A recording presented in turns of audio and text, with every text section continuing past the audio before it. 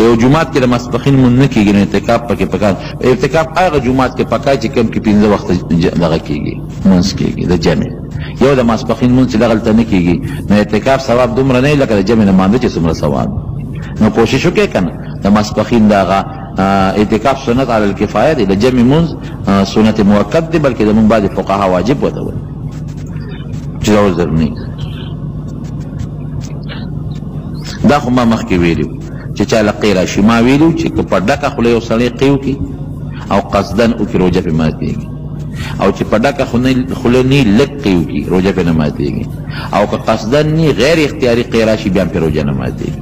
او که لږ یو ټایم خولې رالې واپس یې تېرې کړې په هغې بیا روژه ماتېږي که یو سړی ګیره خوري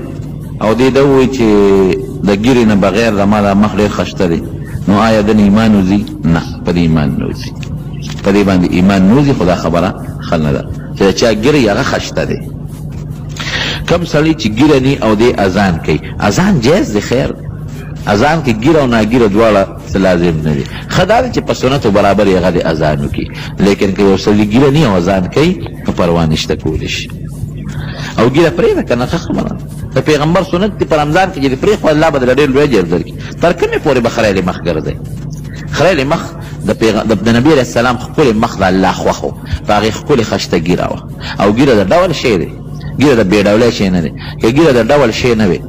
نو بیا نبي علیه الصحابه پیغمبرانو ولې پرېښودل دا ډول دی ښه نو ګیرې پرېږدئ ګیرې مخ رایې سحر بانکې که الصلات خیر من النوم دا سړي نه پات شته بالکل خیر دی د سحر بانک کې الصلات خیر من النوم خو شته خو که د سحر په بانک کې به زموږ بعضې علماو لیکلي لکه امام محمد صاحب رحمت الله علیه که یو سړی د مانځه نه مخکې اواز وکړي چې خدای مو وخت جمع تیاره ده نو دا خیر دی بده نه ده خلک اکثر ودي نو راپاسي د زکات په پیسو باندې پول جوړول نه بالکل نه زکات بچاله ورکې غریب له چې هغې مالک وګرځئ نه پې پول جوړولی شي نه پې لاره جوړولی شي نه په جومات لګولی شي یو غریب به د دې مالک کې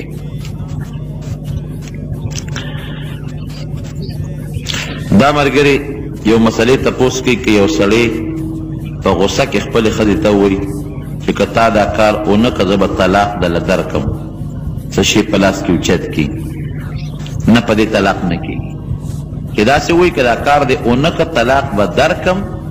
دا نه دی دې باندې طلاق درکم وروستو خبره ده که داسې وایي که دا کار دی ونه که نو ته طلاق یې نو که هغه کار ونه کړي نو بیا طلاق واقع کېږي خو که داسې وایي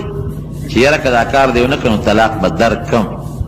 نو که ونه کړي نو بیا هغه خوښه ده که طلاق ورکوي که نه ورکوي خدا یو مهرباني وکړي د طلاق خو د دې الفاظو نه ځان وساتئ په بعضې موقعو کې دا مباح هم دي خو نبی علیه السلام ورته ابغض المباحات ویلي چې د خدای بدي شي ښځه که زیاتي وکړي بعضې وختاله به غوسه درشي د هغه زیاتي نور علاجونه شته که نه خو د طلاق لفظ دې نه توبه وباسئ د دې نه ځان ساتئ دا الله هم پې خفه کېږي او زموږ په معاشره کې هم ښه خبره نه ده دا ظلم هم دی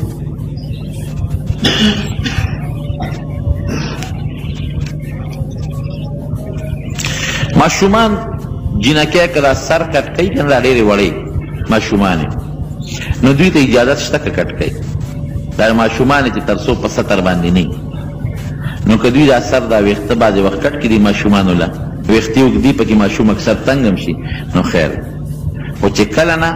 دا په سطر شي نو بیا دې دپاره سر کټ کول او سر ویښته پرې کول دا بیا ګناه ده